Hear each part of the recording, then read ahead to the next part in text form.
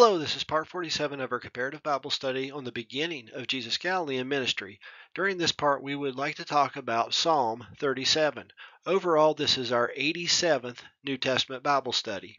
Among other things, during the last couple of Bible studies, we've been discussing what might be meant by the phrase, the poor in spirit, and also the meek, which are mentioned in Matthew chapter 5, which is part of Jesus' Sermon on the Mount.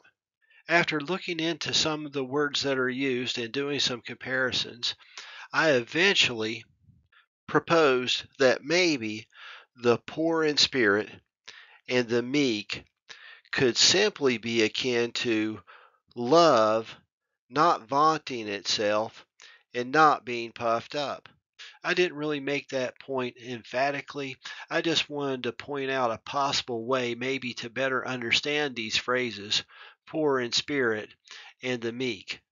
Also, during the last Bible study, we observed how the Lord Jesus, when he made this statement, meek, for they shall inherit the earth, that he may have been referencing Psalm 37, where it similarly states, the meek shall inherit the earth. I mentioned that I heard that references like this can sometimes be viewed as a signpost to the original source. This brings us to today's Bible study. I think it would be good to go ahead and look at Psalm 37, keeping in mind the things that we're reading here in the Beatitudes, the blessed are statements, like the hungry being filled, and of course, the meek, for they shall inherit the earth, and other references to dwelling in the land. Furthermore, to me, the theme of Psalm 37, when I read it, it's very similar to the Beatitudes in both the Sermon on the Mount here in the Gospel of Matthew and the Beatitudes over here in the Gospel of Luke and the Sermon on the Plain, in that they are very encouraging. In particular, certain things appear to be negative, such as being poor, hungry, and weeping, but they appear to be reversed into something positive, such as being filled and laughing. This reversal and encouragement seems to reoccur over and over again in Psalm 37. To me, and also maybe with regard to these woe statements here in the Sermon on the Plain, there may be some warnings also. Okay, let's get started. As you will see, I've broken the 37th Psalm up into three different sections. This is the first section, which is 11 verses. As usual, being a visual learner, I've highlighted similar information with similar colors. For example, there are several statements about inheriting the earth or dwelling in the land or something to that effect, and I've highlighted those in blue. The purple has to do with being fed or satisfied. There are a couple of these statements in the 37th Psalm. The yellow has to do with what looks like commandments. The red has to do with evildoers, and the bright green has to do with God's handling of the evildoers in general. I realize there are probably a lot of things I could have highlighted better. This is just a start. Also inserted some breaks to help with reading. For example, after this colon, I inserted a break to make it look more symmetrical for easier comparison. The 37th Psalm is of David. As stated here, let's begin reading. A Psalm of David. Fret not thyself because of evildoers, neither be thou envious against the workers of iniquity. For they shall soon be cut down like the grass, and wither as the green herb. As we stated earlier concerning the Beatitudes, here it seems like something is negative, but then there's a reversal, and an encouragement or a positive thing is brought to light. Apparently, in this case, the evildoers will be removed. By the way, 3 times in this first section, we're told, fret not thyself. Let's begin reading again. Trust in the Lord, and do good, so shalt thou dwell in the land, and verily thou shalt be fed. Delight thyself also in the Lord, and he shall give thee the desires of thine heart.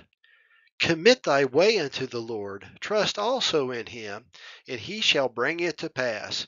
And he shall bring forth thy righteousness as the light, and thy judgment as the noonday.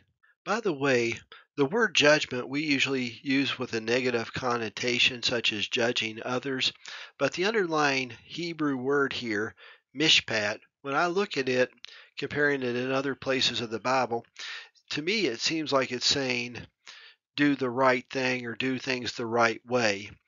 More modern translations translate this particular verse, the word mishpat, as justice. Once again, a lot of positive and encouraging things. Let's move on to verse 7. There we read, Rest in the Lord, and wait patiently for him. Fret not thyself because of him who prospereth in his way, because of the man who bringeth wicked devices to pass. Cease from anger, and forsake wrath. Fret not thyself in any wise to do evil, for evildoers shall be cut off. But those that wait upon the Lord, they shall inherit the earth. For yet a little while, and the wicked shall not be. Yea, thou shalt diligently consider his place, and it shall not be. But the meek shall inherit the earth, and shall delight themselves in the abundance of peace. Note, this appears to be the Lord Jesus' reference. The meek shall inherit the earth. Also, is this a warning to us not to be evildoers?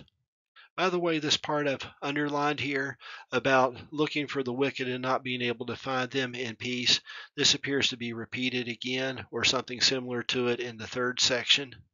Let's move on to the second section. The wicked plotteth against the just, and gnasheth upon him with his teeth. The Lord shall laugh at him, for he seeth that his day is coming. The wicked have drawn out the sword, and have bent their bow, to cast down the poor and needy, and to slay such as be of upright conversation. Their sword shall enter into their own heart, and their bows shall be broken. A little that a righteous man hath is better than the riches of many wicked. For the arms of the wicked shall be broken, but the Lord upholdeth the righteous. The Lord knoweth the days of the upright, and their inheritance shall be forever. They shall not be ashamed in the evil time, and in the days of famine they shall be satisfied. But the wicked shall perish, and the enemies of the Lord shall be as the fat of lambs. They shall consume into smoke, shall they consume away. The wicked borroweth and payeth not again, but the righteous sheweth mercy and giveth. For such as be blessed of him shall inherit the earth, and they that be cursed of him shall be cut off. The steps of a good man are ordered by the Lord, and he delighteth in his way. Though he fall, he shall not be utterly cast down, for the Lord upholdeth him with his hand. Here we have more apparent reversals and encouragements. So moving to the last section, here we read, I have been young and now am old, yet have I not seen the righteous forsaken, nor his seed begging bread. He is ever merciful and lendeth, and his seed is blessed. Depart from evil and do good, and dwell for evermore. For the Lord loveth judgment, and forsaketh not his saints. They are preserved forever, but the seed of the wicked shall be cut off. The righteous shall inherit the land, and dwell therein forever. The mouth of the righteous speaketh wisdom, and his tongue talketh of judgment. The law of his God is in his heart, none of his steps shall slide. The wicked watcheth the righteous, and seeketh to slay him. The Lord will not leave him in his hand, nor condemn him when he is judged. Wait on the Lord, and keep his way, and he shall exalt thee to inherit the land. When the wicked are cut off, thou shalt see it. I have seen the wicked in great power, and spreading himself like a green bay tree. Yet he passed away, and lo, he was not. Yea, I sought him, but he could not be found. Mark the perfect man, and behold the upright, for the end of that man is peace. But the transgressors shall be destroyed together, the end of the wicked shall be cut off. But the salvation of the righteous is of the Lord. He is their strength in the time of trouble. And the Lord shall help them and deliver them. He shall deliver them from the wicked and save them, because they trust in him. This last part in gold seemed like a conclusion to me, By the way, remember the Lord Jesus is the way, the truth, and the life. Let's stop here for now. Lord willing, maybe we'll have another Bible study in the future. If I got to share anything good, it's a blessing from God. Thank you. Goodbye.